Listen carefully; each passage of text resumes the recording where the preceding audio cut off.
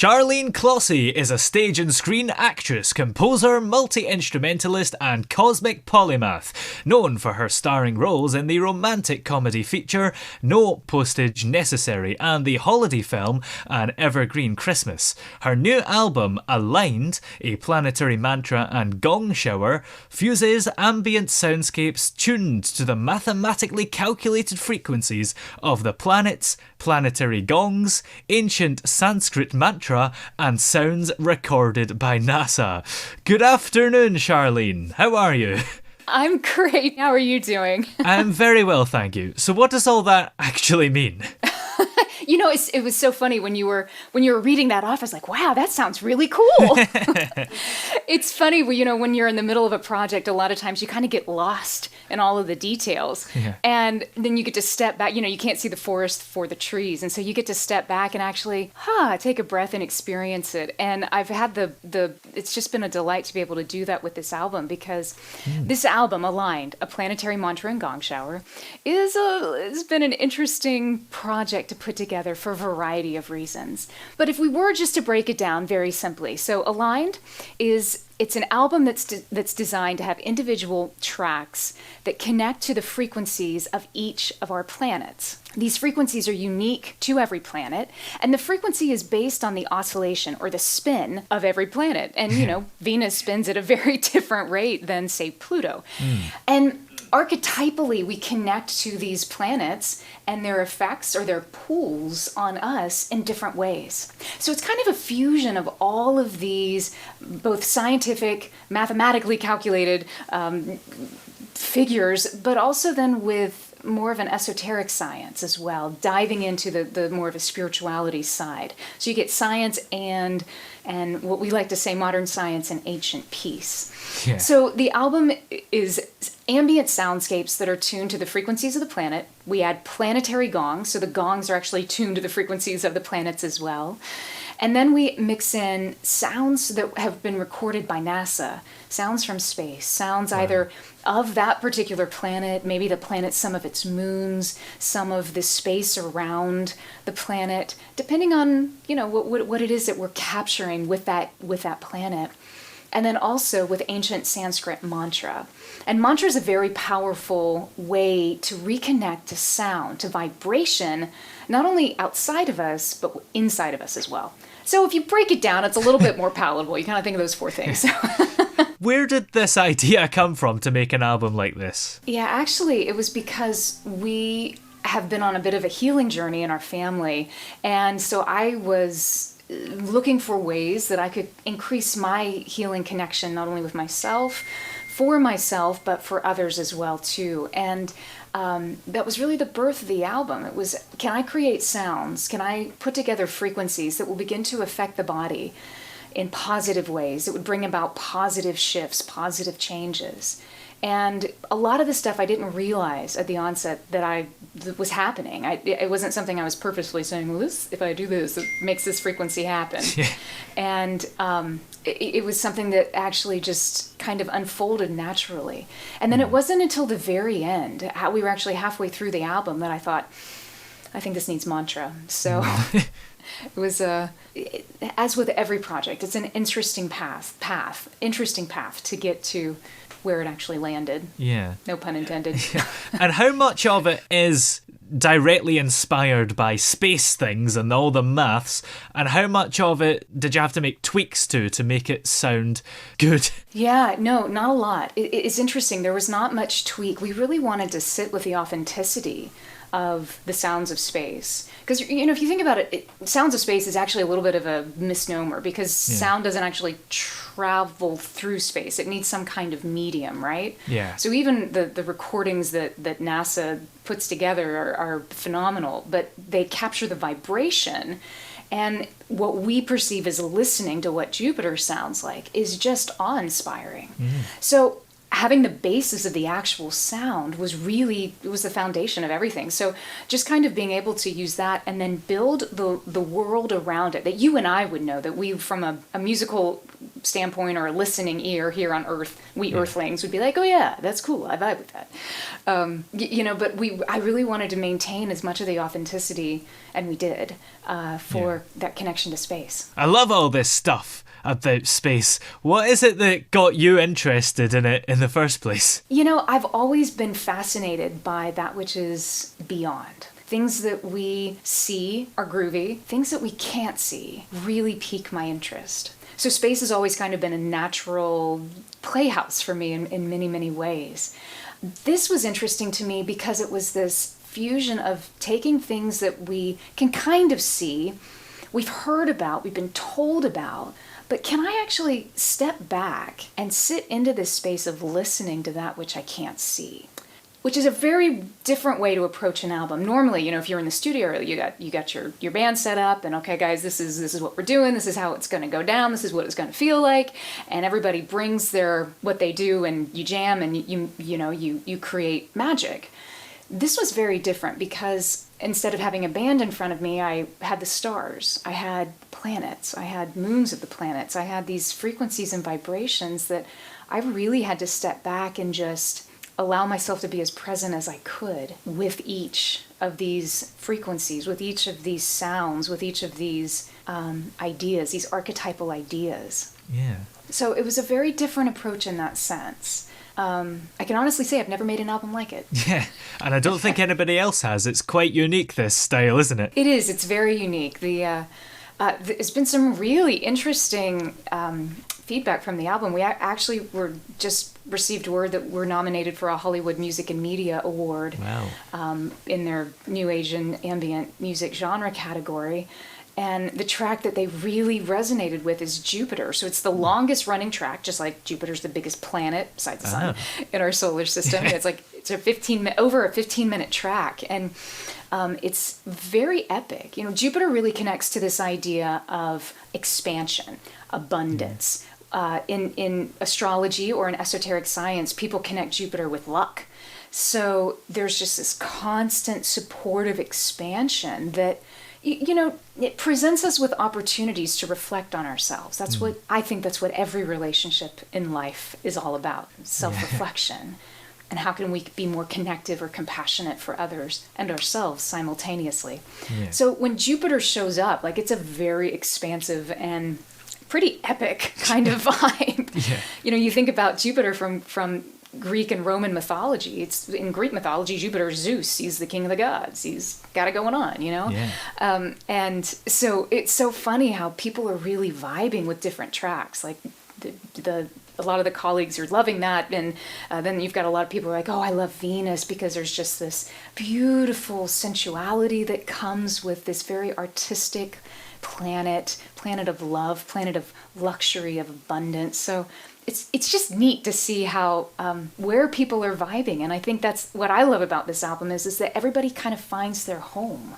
Yeah. And each track, no matter how long or short, though the shortest track is still 5.5 minutes, it was really designed to take a listener on an experience of that resonance, an experience of that planet, and to help create a meditative state where they can connect to that self-reflection in a different way. And are they all proportional like that, how you said Jupiter is the biggest planet and the longest track? They tended to be, though it was not ever done on purpose.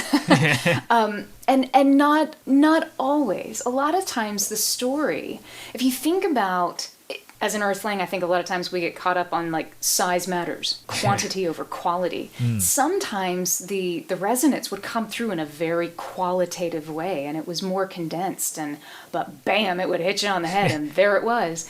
Other times it would absolutely relate to the size of the planet. Sometimes you'd have a really small planet that actually had a little bit of a longer running track because you could almost get lost in its orbit, kind of fall into this space.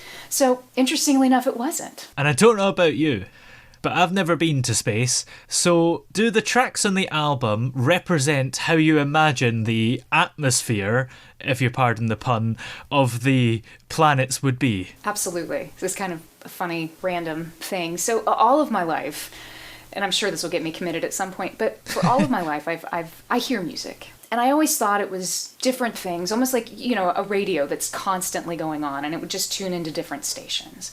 And sometimes it would be, very clear, and I knew exactly what I was hearing, and it was very familiar. Other times, I wasn't quite sure what I was hearing.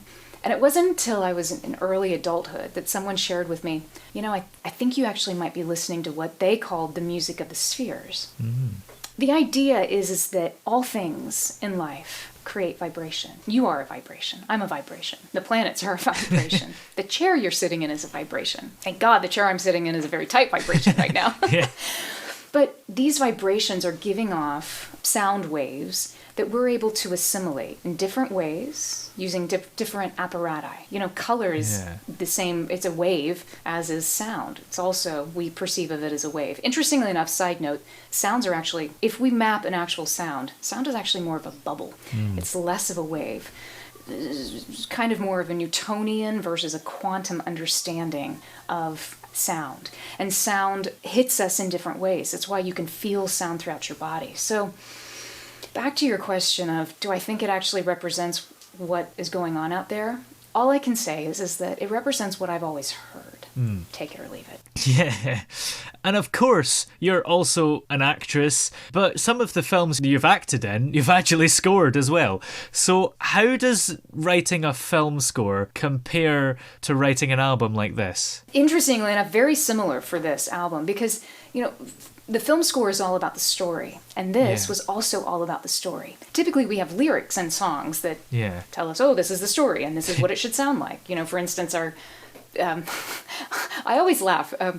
Our radio single, I Heard the Bells on Christmas Day. Yeah. It's kind of like, how can you record that song and not have bells in it? It's in the title. So a lot of times we have things that directly inform the sound, the sonic landscape. And so the Aligned project was very, very similar to scoring a film because the planet itself was the inspiration. Is the storyline. And the aspect that you come in at it, what part of the story are you popping in and then do you pop back out again? So very, very similar. And in fact, the engineer that I work with all the time, he's amazing, Charles Yingling, he's a Grammy Award winner, and whenever we were discussing how we really wanted to create the sonic landscape for the listener to experience, he really heavily leaned into the idea of film scoring. So if you listen to Aligned, if you listened with headphones, especially closed headphones, it's even cooler, you will actually be able to hear, it almost feels like you're floating in space because of how he mixed it. So it takes us from this stereo left and right universe into this very almost Dolby atmospheric kind of sound space where you can really get lost in space. Yeah, that sounds really exciting. Now, for the acting, what made you want to get involved in the entertainment industry as a whole? It's interesting. So I've always loved to tell stories, and I love to tell stories in different mediums. I love to tell stories that affect the heart, that can serve as a mirror of sorts. I think that's kind of a general theme for my life, whether it's acting or music or anything. I like being able to serve as a reflection because I recognize that whilst I'm reflecting for others, I'm learning about myself too. And so perhaps maybe that's selfish, but this deep diving, this desire to explore my inner world and how I can better contribute to life has kind of always been my guiding force. So it doesn't really matter what the medium is. It doesn't matter if it's music, if it's story, if it's song, if it's words, if it's silent action, all of the above. There's power in story. And do you think that your acting work has perhaps given you a vehicle to do some music stuff? Because of course, in No Postage Necessary, you did the soundtrack. I think all of life is interconnected, and it's just a function of how we show up for those connections. And so I always have the opportunity every day to, do I say yes or do I say no? Yeah. It makes me think of acting in, improv acting. They would, the thing they would always hammer in is that whatever you do, say yes. Fascinatingly enough, I think that's true for life. Whatever we do, from a place of discernment, say yes. Unless we know, that is a definite no. Sometimes our fear can get in the way of progress. Sometimes our own fear can get in the way of expansion. So being able to say, okay, I'm just a little nervous, got a little fearful of that because, it's taking me out of my comfort zone. But you know what, I'm going to say yes. Which again, granted, is very different than having this just does not feel right. I'm good. Yeah. And coming them back into my place of alignment with my no. My no is actually a yes. So I think there's always this driving force of being able to, hey, how can we interconnect? How can we expand? How can I support you? My mother always used to say that her success is her employees and her business and the company, her team, everyone. It's their success as well. So no matter who she was serving in whatever capacity, she absolutely sees that her ability to help create success for someone else generates her own success. Everybody wins. It's a win-win situation. Yeah. So I think that's a beautiful thing that I try to remember. I'm not always successful at it. No pun intended. I'm not always successful at it, but I try. Yeah. I think that's true, isn't it? Because I think for me, whenever I've got a decision to make about perhaps an opportunity or whatever, if it's a yes or no, 9 times out of 10, if I'm not sure about it, I'll think for a while and it's eventually yes. Yes, you're so right. And I think it's just a perfect example of how sometimes we can get in our own way. And usually it's that, like you said, it's that 10% of the time where we can actually, it's taking us on the outer edge of our comfort zone so that we can leap into a new level of us. It takes us into a different dimension of who we are. Otherwise, you sit in this forever until you don't. And there's nothing wrong with this. But what if it was this? Or this? Or even beyond. So yeah, I think there's such wisdom in that. Yeah. Well, what else is coming up for you after this album? Yeah, it's a very good question. No, we're kind of in the middle of a really busy and wonderful season right now. We're promoting this record for the Grammys, so we're very excited about that. It's our first For Your Consideration album that we're doing, so in the Best New Age Ambient or Chant category, so that's exciting and a definite full-time proposition. We're also now turning our focus into the holiday season, and I don't know about you, but I am a huge Christmas fan. Yes. I love Christmas. I mean, anything about Christmas, I love Christmas. I don't care if it's Holly Jolly. I don't care if it's Nativity. I don't care if it's Frosty the Snowman. I love it all.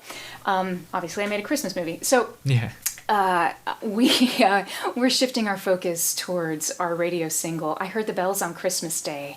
And that I was just floored the first year that we released it. It was a total last-minute decision. And yet the universe just cleared the path and it popped to the top of the charts. I mean, on Christmas Day, it was sitting number 24 on Hot AC radio charts here in the United States and sitting next to Lady Gaga, which was very unbelievable. But so because of that, it's continued to pick up momentum. And so it'll be back on terrestrial radio here in the United States. It's also now on UK and European radios. Wow. So if you love Christmas music, you can find it. You can stream it on Spotify or any of your favorite platforms. But you can also call your radio station and be like, hey, I need a little bells, please. So we're getting ready for that. That's always exciting. And then we are getting ready to record a Crystal Singing Bowl albums, actually.